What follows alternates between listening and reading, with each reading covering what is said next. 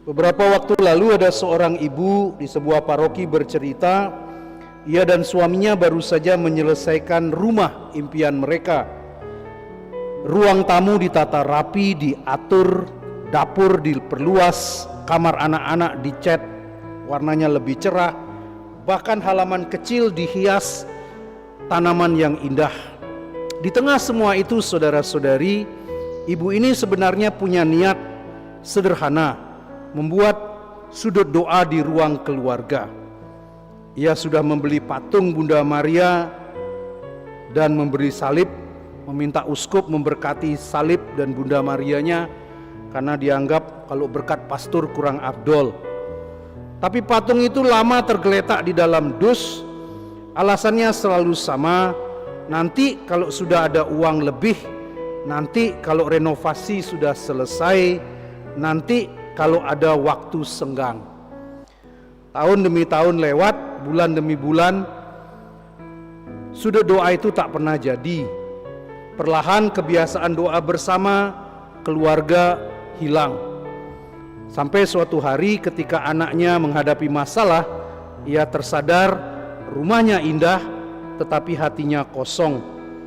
Akhirnya dengan sederhana ia membuka kerdus itu, menaruh patung dan salib di meja kecil, lalu mengajak keluarganya untuk berdoa.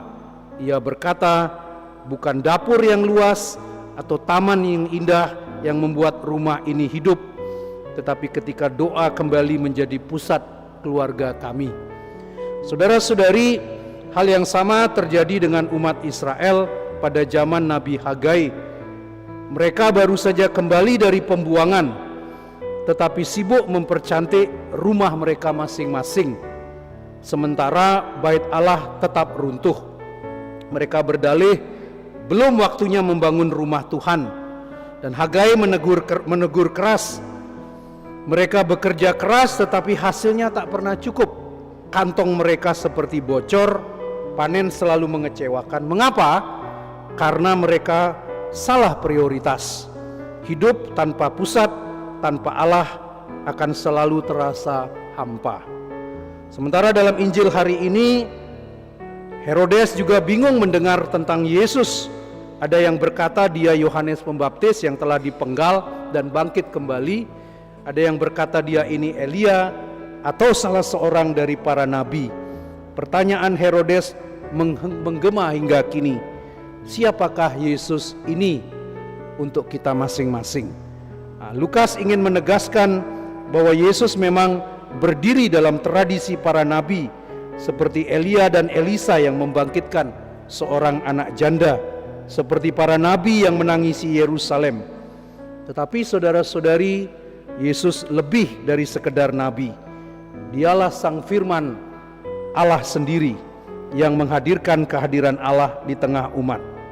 Nah, jika Nabi Hagai mengajak umat membangun rumah Allah, Injil Lukas mengajak kita menjawab siapa Yesus bagi kita masing-masing. Keduanya menyinggung inti yang sama, Allah harus menjadi pusat hidup, bukan pinggiran, bukan sekedar waktu luang. Kalau saya tidak sibuk, baru saya akan ke gereja dan berdoa. Jika umat Israel menunda membangun bait Allah, kita pun sering menunda memberi waktu untuk doa, pelayanan, atau memperbaiki relasi kita dengan Tuhan. Jika Herodes bingung siapakah Yesus, kita pun sering ragu apakah Yesus sungguh menjadi pusat hidup kita masing-masing atau hanya salah satu tokoh rohani di antara banyak prioritas duniawi kita. Apakah saya terlalu sibuk membangun rumah sendiri, karir, kenyamanan, prestasi, sehingga rumah Allah dalam hati saya terbengkalai? Apakah doa, pelayanan, dan relasi dengan Tuhan sering saya tunda dengan alasan belum waktunya? Dan yang paling mendasar, siapakah Yesus bagi saya? Sesudah 28 tahun menjadi imam, pertanyaan itu tetap belum bisa saya jawab secara jelas. Kadang saya berpikir imamat itu sebuah karir. Nanti jadi pastor paroki di kota kecil, saya kelak akan menjadi pastor paroki kota besar. Saya akan jadi vikjen, saya akan jadi uskup. Seolah-olah menjadi imam itu adalah sebuah karir. Menjadi suster itu menjadi sebuah karir. Ini semua adalah panggilan dan pelayanan. Maka pertanyaan untuk kita masih tetap relevan, apa artinya Yesus bagi kita? Siapakah Yesus itu untuk saya masing-masing? Jangan kita menunda waktu, mari kita membangun rumah Allah dalam hati kita lewat doa yang setia, pelayanan yang nyata, dan hidup yang berpusat pada Kristus. Biarlah jawaban kita atas pertanyaan Injil ini menjadi jelas dari waktu ke waktu. Engkau ya Tuhan adalah pusat hidupku.